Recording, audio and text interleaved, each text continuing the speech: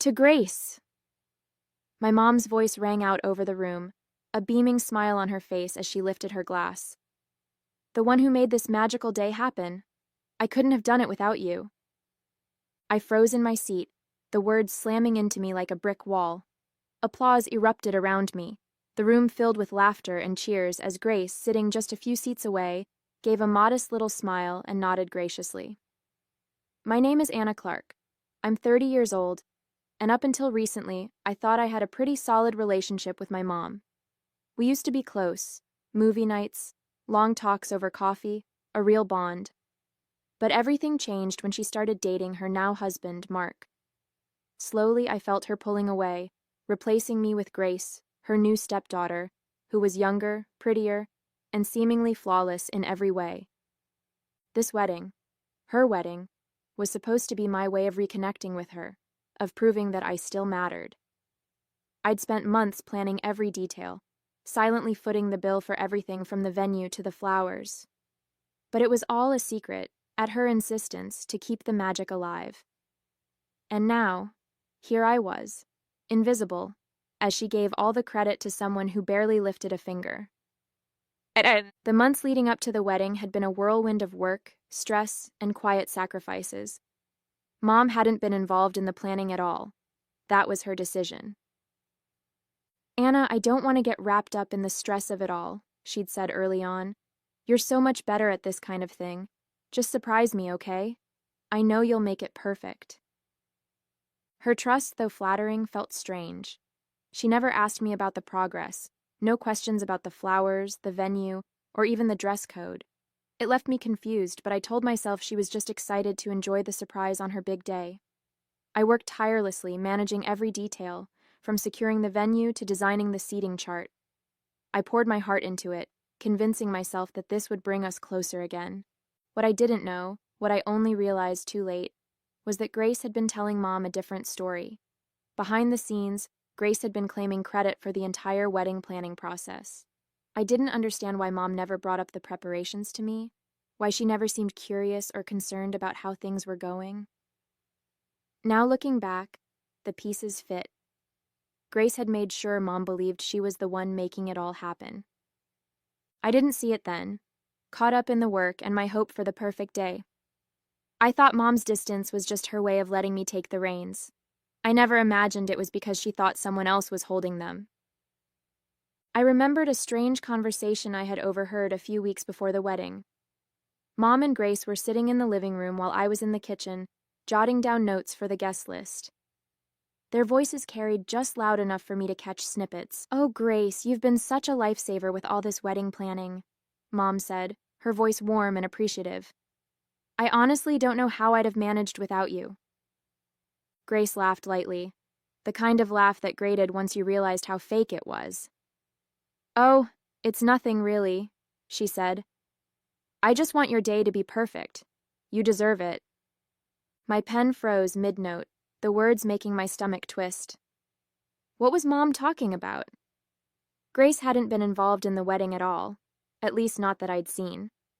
But before I could think too much about it, Mom's voice softened further. "I'm so lucky to have a stepdaughter like you," she said. "You're such a natural at this. I thought that Anna was handling it, but you're probably much better than her at it, of course." My throat tightened as I stood there, the conversation echoing in my mind. I wanted to walk in and ask what they were talking about, but I stopped myself. Maybe Mom was just being polite, or maybe Grace was helping in some small way I wasn't aware of. I told myself it didn't matter. But now, sitting here at the reception, her words made all too much sense. Grace had planted those seeds, and Mom had swallowed the narrative whole. The weeks leading up to the wedding were grueling. Every spare moment was consumed by spreadsheets, emails, and endless phone calls. I worked late into the night most days, juggling my regular job with the ever-growing list of wedding tasks. My desk became a chaotic mess of vendor contracts, swatches of fabric for the table linens, and color-coded seating charts. There was the day the florist called to tell me the flowers Mom wanted weren't in season, and I had to scour local suppliers to find a replacement. Then there was the venue mix-up, when the hall booked for the reception accidentally double-scheduled us with a corporate event. I spent hours on the phone smoothing things over, eventually securing the perfect space, though it cost more than I'd budgeted. I coordinated the catering, choosing a menu I knew Mom would love, and even paid extra for a tasting session to make sure it was just right. I handpicked the decorations, spent hours folding and tying ribbons for the chairs, and painstakingly designed the invitations myself to save money. All of this was done in secret, just as Mom had asked.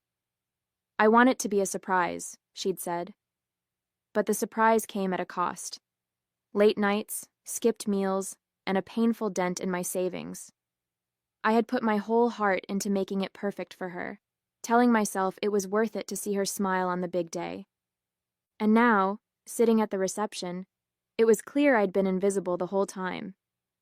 The sound of a fork tapping against a glass silenced the chatter in the reception hall. I looked up to see Mom standing at the head table, a radiant smile lighting up her face as she held her glass aloft. The room quieted in anticipation. "I just want to take a moment to thank everyone for being here today," she began, her voice warm and filled with emotion. "This day has been a dream come true for me, and I'm so grateful to share it with all of you." Her eyes scanned the room, briefly meeting mine, before moving on. Planning a wedding is no small task, and I have to admit I wasn't involved in much of it. But thankfully, I had someone who stepped in and made this day as perfect as it is. My heart swelled for just a moment, foolishly hoping she meant me. "Grace," Mom continued, her voice brimming with pride, "you've been my rock through this whole process. You've been there every step of the way, making sure every detail was perfect. I couldn't have done this without you." The room erupted into applause, heads turning toward Grace, who gave a bashful smile and waved lightly, like the gracious heroine in some story only she seemed to know. "I'm so lucky to have you as my stepdaughter," Mom said, her voice cracking slightly with emotion. "You've made this day magical, and I'll never forget everything you've done for me." The applause grew louder, and tears pricked at the corners of my eyes as the weight of her words settled in. Not one mention of me, not even a nod in my direction. I sat frozen in my seat, forcing a smile as my chest tightened painfully. Grace beamed under the attention, her eyes flickering to mine for the briefest moment, a subtle smirk tugging at the corner of her lips. I sat there, my hands clasped tightly in my lap, my heart pounding in my chest as the applause for Grace roared around the room. My cheeks burned, and I swallowed hard, willing the tears to stay hidden. This wasn't the time, this wasn't the place. Looking at Mom, glowing with happiness, and Grace, soaking up the admiration, I felt a storm of emotions: anger, sadness, and a gnawing sense of betrayal. But I also knew that saying anything now would only make things worse. This was her day, her wedding. No matter how much it hurt, I couldn't bring myself to ruin it. I forced a smile and joined in the polite clapping, though it felt like my hands weighed a ton. I kept my gaze down and my face neutral, determined not to let anyone see how much I was unraveling inside.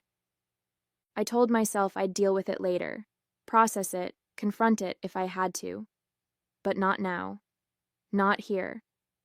For the rest of the evening, I stayed quiet, blending into the background as much as possible, waiting for the night to finally end. A week after the wedding, when Mom returned from her honeymoon, I decided I couldn't hold it in any longer. The betrayal had been simmering in my chest, growing heavier with each passing day. I went over to her house and found her unpacking suitcases in the living room, her face still glowing from the vacation. "Mom," I started, my voice sharper than I intended. "We need to talk." She looked up, her smile faltering at my tone. "What is it, Anna? You don't look happy to see me." I crossed my arms, the words spilling out before I could stop them.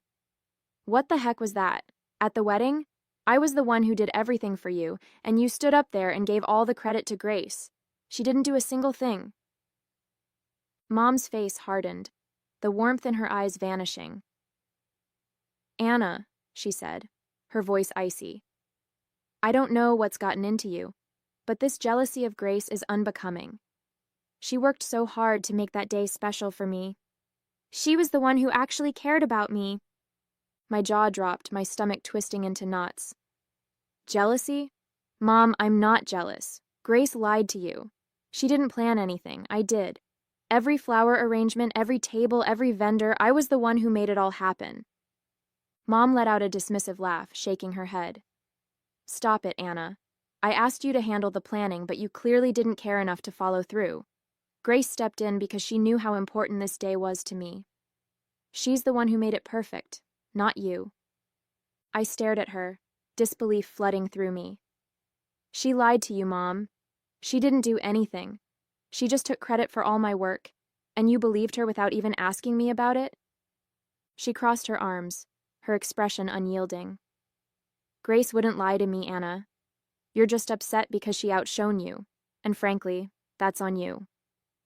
Her words hit me like a slap, and I felt the tears rising despite my best efforts to stay composed. You're wrong, I said, my voice trembling. And one day, you'll see that. But she turned away, dismissing me with a wave of her hand. I think you should leave, Anna. I won't stand here and listen to you badmouth Grace. I walked out, my chest aching, the door slamming behind me. Her blind loyalty to Grace stung more than anything I could have imagined. She had chosen Grace's lie over my truth, and I didn't know how, or if I could ever fix that. The next day I couldn't let it go.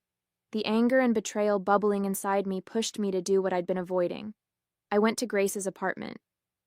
When she opened the door, her face lit up with that saccharine smile she always wore, as if she hadn't turned my life upside down. Anna, she chirped, leaning casually against the doorframe. What a surprise. What brings you here? I clenched my fists, forcing myself to stay calm. We need to talk, I said, my voice steady but sharp.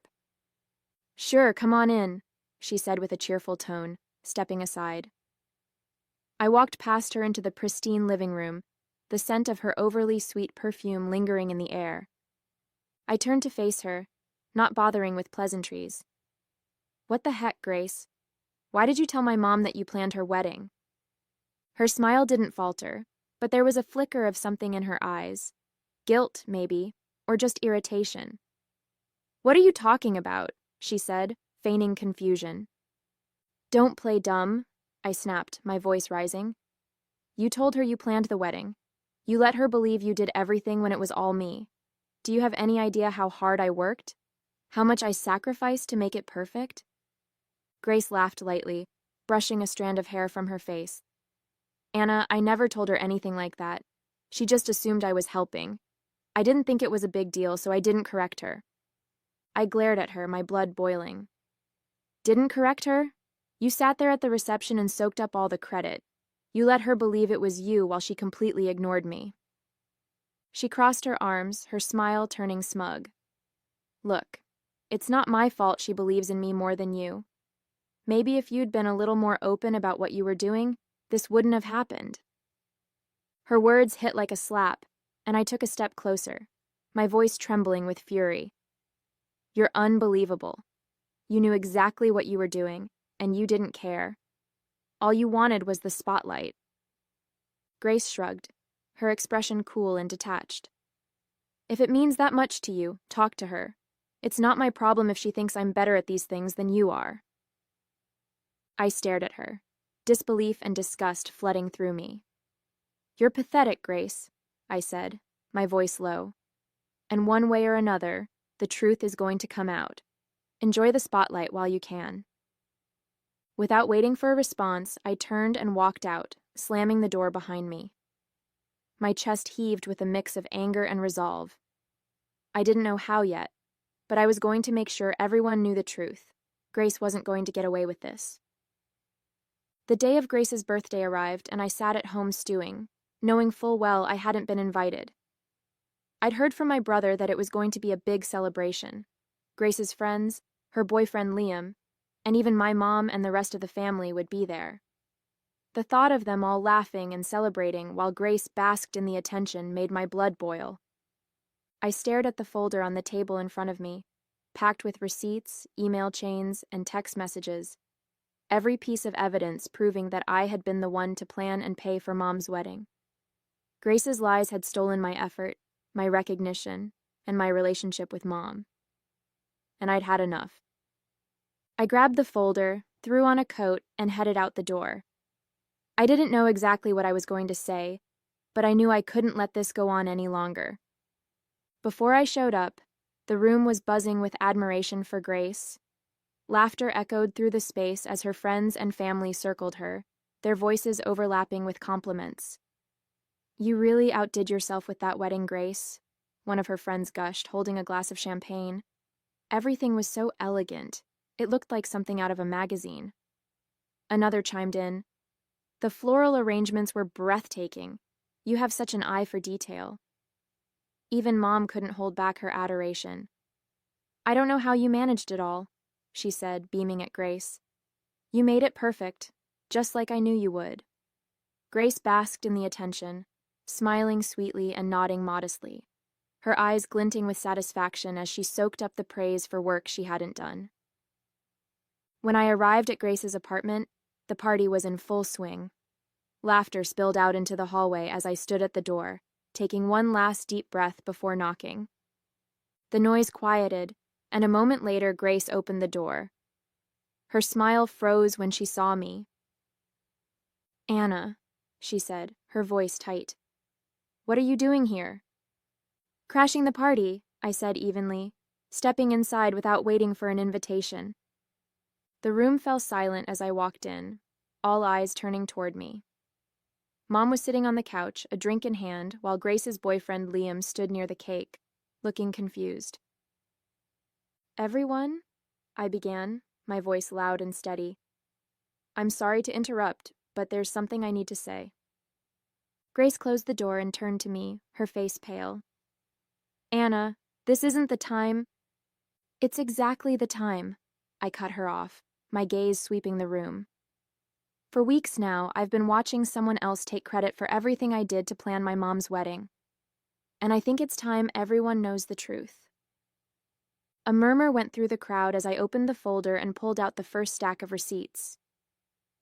"I was the one who booked the venue," I said, holding up the contract with my name on it. "I hired the caterers, chose the menu, and paid for every single dish served that night." I moved to the next pile. "I picked out the flowers, organized the centerpieces, and coordinated the delivery times. Here's the invoice and the email chain confirming it." My voice grew stronger as I continued, laying out the text messages, spreadsheets, and more. Everything, the invitations, the decorations, the seating arrangements, was done by me, not Grace. The room was dead silent now, the weight of my words settling over everyone. Mom's face was frozen in shock, and Grace stood stiffly near the door, her jaw clenched. "Anna," Mom finally said, her voice wavering, "what are you talking about? Grace told me." "Grace lied," I said, cutting her off as I turned to face Grace. "Go on, Grace. Tell everyone how you let her believe you did all the work. Tell them how you stood there at the reception and took credit for things you had nothing to do with." Grace's lips parted, but no words came out. The room seemed to hold its breath, waiting for her response. "It's not like that," she stammered, her voice shaky. I didn't lie, I didn't correct her because it wasn't a big deal." "Not a big deal," I said, my voice rising. "You let me work myself to exhaustion while you stood there and soaked up the praise. You didn't care about what that would do to me, or to Mom." Liam stepped forward, his face a mixture of confusion and anger. "Grace," he said slowly, "is this true? Did you lie about planning the wedding?" Grace turned to him, her eyes wide. "Liam, I—" "Don't," he said, holding up a hand. "Just tell me the truth." She looked around the room, her cheeks flushed with embarrassment. "Fine," she said finally, her voice bitter. "Yes, okay? I didn't plan the wedding. Anna did, but it's not like it matters. It was just one day." The room erupted in gasps and murmurs. Liam's face hardened, and he took a step back from her. It matters to me, he said coldly. If you can lie about something like this, what else are you lying about? He shook his head, his voice filled with disbelief. I can't do this anymore, Grace. We're done. Grace's mouth fell open, but no words came out. The color drained from her face as she watched Liam grab his coat and leave. I turned to Mom, who was sitting frozen, her eyes glossy with unshed tears. I tried to tell you, I said softly. I did everything for you, and you wouldn't even listen to me. Anna, she said, her voice breaking, I didn't know. I'm so sorry. I should have asked, I should have. It's too late for that, I said, my tone firm but not unkind.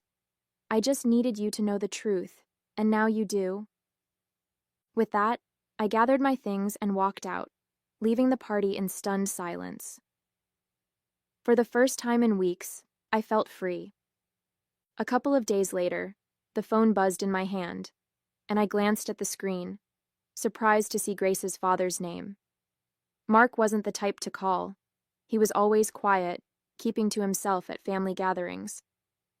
Hesitating for a moment, I answered. Hello? I said cautiously. Anna, his deep voice came through, slow and deliberate. It's Mark. I hope I'm not bothering you. No, it's fine, I replied, unsure of where this was going. What's on your mind? There was a pause, the kind that felt heavy with unspoken words. Finally, he sighed. I just wanted to apologize, he said, his voice thick with shame, for what happened, for what Grace did. My chest tightened, but I kept my voice calm. You don't have to apologize for her, Mark. It wasn't your fault. I know, he said quickly. But still, I feel responsible. I raised her better than that, or at least I thought I did. He paused again, struggling to find the right words. At the party, when I found out what she did, taking credit for all your work, I was ashamed, Anna. Terribly ashamed. You didn't deserve that. I swallowed hard, his sincerity catching me off guard. Thank you for saying that, I said softly. It means a lot. She's paying the price now, Mark continued, his tone somber. I think she's starting to understand the damage she's done. But that doesn't fix what you went through. If there's anything I can do to make it right, anything at all, just say the word. I exhaled, the weight of his words settling over me. I appreciate that, Mark, I said after a moment. I really do. But I think the best thing you can do is talk to Grace. Help her see why this wasn't okay. I will, he said firmly. I promise, Anna. And again, I'm sorry. For all of it. Thank you, I said, my voice steady but filled with gratitude. That means more than you know. In the weeks following Grace's birthday, things shifted. Mom reached out several times, apologizing profusely for not believing me, and for the way she had dismissed my efforts. Her words were filled with regret, and though I accepted her apology, I made it clear that rebuilding trust would take time. Grace, on the other hand, had become a shadow of her former self. The admiration she had once basked in was gone, replaced by awkward silence and judgmental stares from friends and family who now saw her for who she truly was. Liam never came back, and from what I heard, Grace hadn't taken the breakup well. As for me, I felt lighter. For so long I had sought validation from people who didn't value me, but now I realized I didn't need their approval to feel worthy. I channeled my energy into myself, picking up hobbies I'd neglected, reconnecting with friends, and setting boundaries that protected my peace. Mom and I eventually began to repair our relationship, but it was different now. I no longer bent over backward to prove myself, and she seemed to genuinely respect the space I needed. The distance allowed us to rebuild something healthier, something that wasn't built on my sacrifices. As for Grace, she faded from the center of attention, and I couldn't help but feel a little sorry for her. But only a little. Sometimes, the truth had a way of setting things right. And for the first time in a long time, I felt like I could finally move forward.